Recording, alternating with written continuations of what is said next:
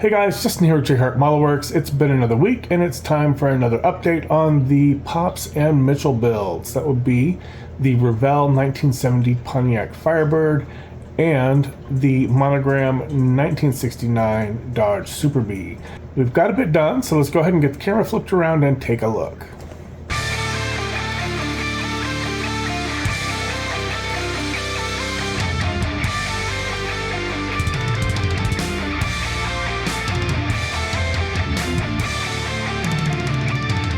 Alright guys, for starters, both bodies are in clear coat. Clear came out pretty good. There might be a little bit of orange peel in there, but if so, there's not a whole lot, especially on this one, is not very much at all. There's a lot of dust in both of the bodies though. There's, you can kind of make it out right there. There's a couple of dust nibs there. Some really minor stuff back here in the back. Yeah, there's one right there on the hood. So those are going to be fun to clean up, but they shouldn't be too bad. We'll just go ahead and get that sanded and polished at some point. I don't know when, because that's one of my least favorite things to do. So far, our decals, focus. There we go. Nope.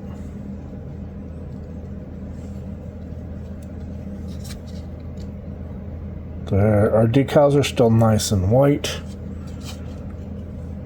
So it looks like the clear coat under the decals and then over the decals has worked. So that is the Trans Am.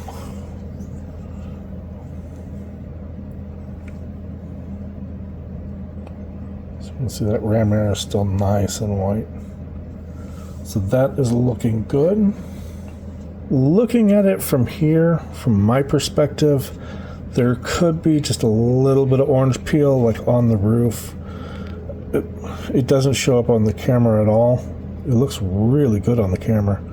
So again, we'll sand and polish that out. There's a little bit of dust back here. There's again a lot of dust up on the roof. All in all, that is looking really, really good. I did not clear coat before doing these decals, and as far as I can tell, they're still safe. Like the little bee is still nice and white. So I'm really happy with that. I got the 6-pack. I'm going to go with the 6-pack air cleaner on here. So I got those decals on, and when I did, you could definitely see the decal film. So I just hit it with a very, very light coat of the Mr. Hobby UV Cut GX113. This is their flat clear with the UV blocker in it. It's absolutely not necessary. These are never going to go out in the sun or anything, but it's about the same price, so I'd just grab it. And when I put that really just a mist coat of it on the hood, that decal film just completely vanished. You could not see where that film was at all. So that looks really good. We have our chassis complete, or at least mostly complete. I think there's still some exhaust tips that need to go on here. And I'm pretty sure I'm keeping the standard fitment for the wheels on this one. The drive shaft is molded in with the rear end, so that was a lot of fun to get that painted up, but it worked out. On both of these, I got the rear end in before I got those rear shocks in. I did the same thing on the Super Bee, and those are an absolute pain to get into position with the rear end in place. So put them in, don't glue them in, but just get them in place. Maybe get like, I don't know, a little bit of blue tack or something to just hold the nubs in to keep them from falling out, and then get your kind of set this in place. But before you get it glued, wiggle these where they need to be, because it's a really tight fit trying to get those on there. And then, you know, kind of once you get it in the right spot, then go ahead and glue your suspension down and glue the shocks into place. But yeah, that was a pain trying to get those in there. The chassis is actually really basic on both of these kits. So this whole rear end is technically two parts. So there is like the upper half of the pumpkin has the drive shaft on it, and then the lower half, the whole rear axle, the rear leaf springs, the entire exhaust is all one piece. So you basically glue the top half of the pumpkin and the drive shaft into place onto here, and then that whole thing just sets down. So this whole thing really is very simplistic. The front suspension, this whole thing is just one piece, and it just glues, it just drops in to place. There's a couple of glue points under here, there's a couple of glue points here, and then there's a couple of glue points right there, and that's it. Super B chassis, pretty much a whole lot of the same. The shocks are a lot easier on this one to get in. They're still hairy trying to get them in to the right place, because the other shocks on the Firebird are very small. Those are a little bit longer, so they're a little easier to work with. The drive shaft is separate. There's actually not a top half to this axle, so, but again, this whole thing, the exhaust, the axle, the leaf springs, it is all one piece. Now on this one, I have converted this to the Tamiya style male fitment wheels. I have not glued the front on. I'm converting this as well, but I want to get the engine in place. I'm going to be dropping the front end either 2 or 3 millimeters. I want to do 3, but I'm a little concerned that if I drop it 3 millimeters, the oil pan may hit the ground. So I've got the 2 millimeter spacer designed. I haven't really printed them. I printed up the 3s. Once I get the engine in, we can really mock it up and see how that's going to sit. And if it does sit well with the 3s, we're going to go ahead and drop that front end about 3 mils, and that's going to give me the stance that I want. Again, this entire front end is all one piece. So we just detail painted up our sway bars and things like that. Hit all these little bolts. I just hit with some of these Display super metallic markers. These are really cool.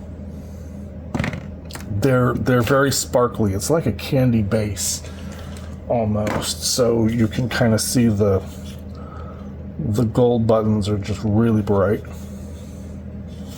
Now I have not glued the exhaust down. And the reason is I'm probably going to cut these tips off. Dodge, for this car, did a rectangular exhaust tip, and I really want to 3D model and print those. And what I'm going to do is I'm just going to cut that tip off right there, and then slide my 3D modeled tip right over this pipe. And then once I get those in, I can go ahead and glue them down. But I kind of want to leave this loose, so I've got some wiggle room, and I haven't designed them yet because I really want to see where they're going to sit with the exhaust and with the chassis in the body and the bumper in place and all of that. But getting this one into the body for the Super B is incredibly tight. I do not want to test fit this very much because I have to literally pull and pry, especially on the back end of the body, to get this to drop in, and then it's a pain getting it back out. So I'm a little concerned that if I keep doing it over and over, eventually something somewhere is going to get broken or damaged. So I'm just going to go ahead and leave it like this for right now. Now, to go along with the chassis, we also have the wheels are done on the Super B, the brakes are done, the tires are done for both cars. The wheels are not quite done on the Firebird yet. So for the Super B, we're going with a set of Methos M194s. These are from Real Rims off of Colts 3D. And then we're going with our Brembo brakes with the Tamiya fitment set up in here. And I went with the same color as I did on the body, but I did it over a bright silver. And I didn't clear coat them, so it gives it more of a anodized metal look finish. And then we just hit those Brembos in there with some silver. And once you get the tires and you get it all assembled, it's going to look pretty much like that.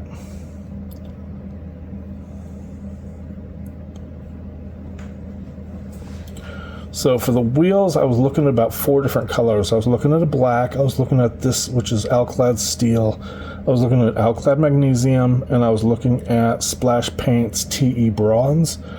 All of them looked really good. The bronze I really liked. In fact, here is the bronze. Here's the magnesium. And then here is the black, which is just Mr. Surfacer. I was really drawn to the magnesium, but I do so many cars with the magnesium wheels. I just love that color.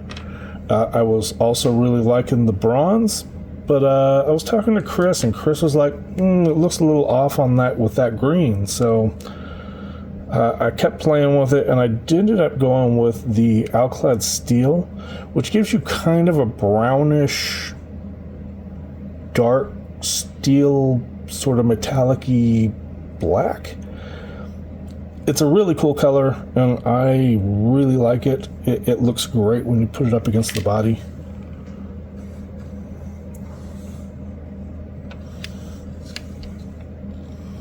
So we're going to be looking something about like that. And I'm really happy with that. For the Trans Am, we again did the same color as the body. This is the Mr. Crystal Color Sapphire Blue, and I didn't clear coat it. I went with white on the letters. And these are done in the Revell fitment. Actually, I think it's Alshima fitment. And I've just modified these wheels as well. Now, these are Vossens, and these are Era 5s. Again, these are from Real Rims off of Colts 3D. I'm not keeping them this black, though. Splash Paints has a new wheel color. It's called Gold Bronze. It looks beautiful on his website. So I've ordered a bottle, and when that comes in, I'm going to go ahead and get these sprayed up in that Gold Bronze. We'll see what they look like, and that should look really, really cool against this blue, I think. Alright guys, so that's going to be a wrap for this video. That's about where we're at this current point in time. The next step, I'm probably going to start on the engines. There's a lot to the engines. There's going to be a lot of work going on with the engines. You guys know how I am with muscle car engines. So I've got a lot of things that I want to do with them, with both of these, and we're going to see how much of that gets done. Part of my problem is I don't have Pontiac engine blue. And I don't do a lot of Pontiac cars, to be honest with you. So I don't really see a point in buying a bottle of Pontiac engine blue. So I'm probably going to end up mixing some stuff. I'm probably going to take some of the regular blue from Tamiya and the white to kind of create a really, really light kind of sky blue, and then mix in some of the sparkling silver to give it that metallic look that the Pontiac engines get. Because I'm going to go very kind of traditional with this one on the engine. So we'll probably do yellow, maybe blue spark plugs, you know, just some pretty traditional work in here. And then for this one, we're going to go very custom. It's not going to be Hemi Orange, either of the Hemi Oranges, because there's in fact 2 different Hemi Oranges. There's a race Hemi Orange, which is kind of a lighter yellowy orange, and then there's the street Hemi Orange, and that is the reddy orange. And I've talked about that when I was doing, I want to say, the Challenger. I talked about how to mix both of those colors, but I'm not doing that in this one. When I was talking to Mitchel, when I was doing the Challenger, I was constantly talking to Mitchel because he was my Mopar guy, you know. And I was asking him, like, hey, how do I mix this color? Where do you get this color? What do you do? You know, did they have to be orange? Because you guys know I'm not like super big on the colored, the weird factory colors like orange and blue and like that kind of Chevy red, which is really just an orange red. Those are kind of weird to me. He's like, Justin, they make black crate engines. They make black 440s. They make black 330s. They make black, you know, elephants. Just do it black if you want. And so that's actually what I'm going to do on this one. I'm going to do this. I'm going to do the 440 in black, but I've got kind of some custom things I want to do. We are going to do some Mopar valve, performance valve covers, the ones that I 3D modeled on the Challenger. We've got those for this car as well. I am 3D modeling the air filter because I don't like the one that's in the kit. I do still need to 3D model the base on that though. Part of me wants to just use the kit base, but if I just use the kit base, I can't really stick it up on Colts because it's not finished. So y'all will be like, okay, this is only like half the air filter, Justin. So I don't know. We'll see what we're going to do with that. I do need to get that done and going. So there's a lot of work on the engines. As far as the interiors go, I think I'm going to go with a gray with some green accents in here on this car. This is going to be a dark build, and that's fine. That's kind of the tone that I want for this car. So it's going to be like a gray interior. The seat inserts are going to be green. The door cards will have some green. And then I went and bought some more flocking. This is the gigantic bag of the charcoal gray that I had bought previously when I told you guys about this place. It's craftflocking.com, Flocking Unlimited. Apparently it's the same company and they just have two different domain names. So for this one I'm looking at white and blue. So I may do the white carpeting. I also got this kind of royal blue, but I really like this navy blue flocking. So I'm probably going to do like that dark blue flocking with either a white or a racing white interior. Racing white is kind of a creamy white, kind of like this, as opposed to a bright white. I haven't quite decided which white I want to do. And then my other option, I was thinking maybe the charcoal, but I also might do this forest green. These bags, this is more than you get from Model Car Garage. This is more than you get from Ken's Fuzzy Fur. And these bags were like $5. Now I didn't buy the massive bags on the colors. I do a lot of charcoal gray. Charcoal gray is probably my favorite color for floors. I do a bit of black, but I got a lot of black left over. I don't do a lot of colors, so I didn't want to buy a whole lot of flocking. This is the smallest bags that they've got, so I probably got colored flocking for a very long time. Like, this stuff is cheap. It just save yourself so much money buying more bulk, like, than just buying those tiny little tubes or the itty bitty baggies that are about this big. Yeah, so I think this is Model Car Garage. And